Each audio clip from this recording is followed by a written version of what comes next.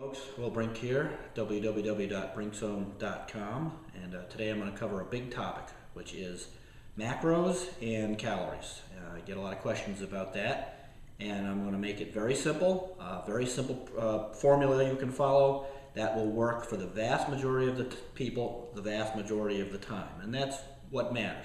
Are there other ways to, tweak diets? Absolutely. Are there maybe more advanced, and I'm not going to say more effective, more advanced ways of setting up diets? Yes, there are, but most people get, I'd say, confused. I get that question a lot. That is, should I follow this diet or that diet, this macro?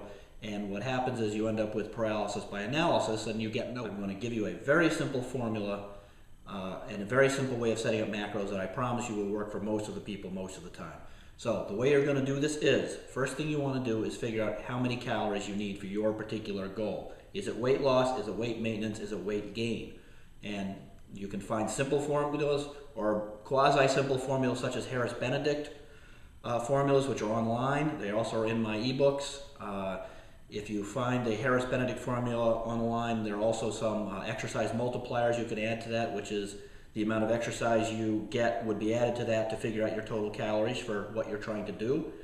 There are also even simpler formulas that are something like 14 to 16 calories per pound of body weight for X, or more if you're trying to gain weight, or less if you're trying to lose weight. And you can find those online, and again, I cover those in depth in my Bodybuilding Revealed and my Fat Loss Revealed products, and go into a lot greater depth. So first, figure out your total calories you need for your goals. Now, this, of course, is just a baseline for everybody. It's a starting point. You may need to tweak a little up and down for your specific goal, but at least this will give you a starting point of number of calories you need. After that, basically set protein at 1 gram per pound of body weight. Okay? Now, getting into a great deal of debate about this, whether that's more than you require for growing muscle, protein synthesis rates, protein degradation, and so on and so on, it's actually irrelevant. It's more than enough protein for those particular goals, but you got to eat something. Protein has other uses besides those roles in physiology. It has other benefits. It's not going to do you any harm at those amounts, so it's really a moot issue to get all wrapped up again in 67 grams, 200 grams, 1.5, doesn't matter.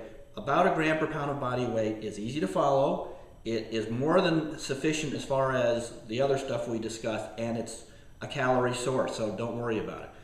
Part 2 of this, set your fat calories at 30% of your total calories.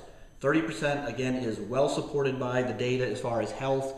It also seems to be about the optimal amount for testosterone levels. Above that, they didn't see any additional effects. Below 30%, there were drops in testosterone.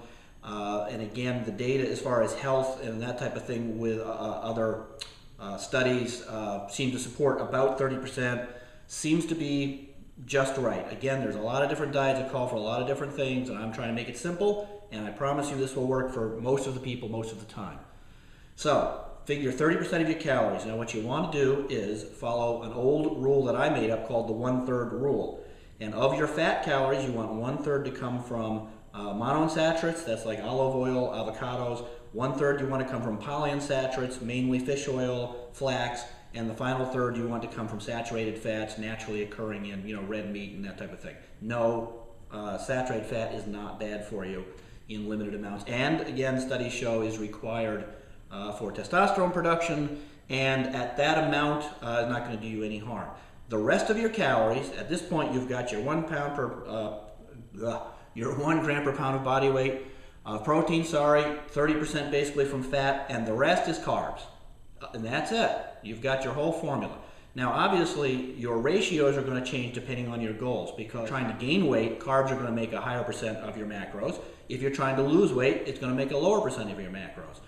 But I basically see carbs as the variable nutrient in that equation. The other two you can pretty much fix. Carbs is basically the variable nutrient macro in that. Your carbs are going to go up and down depending on, again, the total calories you require. And that's it.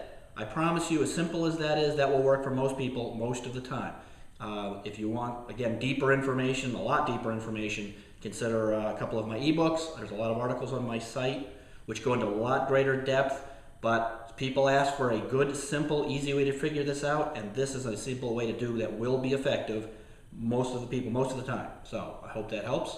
If you like this info, please hit the the likes, the tweets, share the love, and I will see you all on the Brink Zone.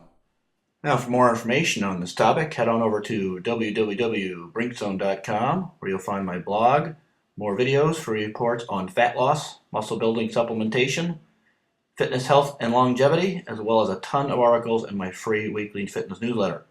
And I'll see you all on the Brink Zone.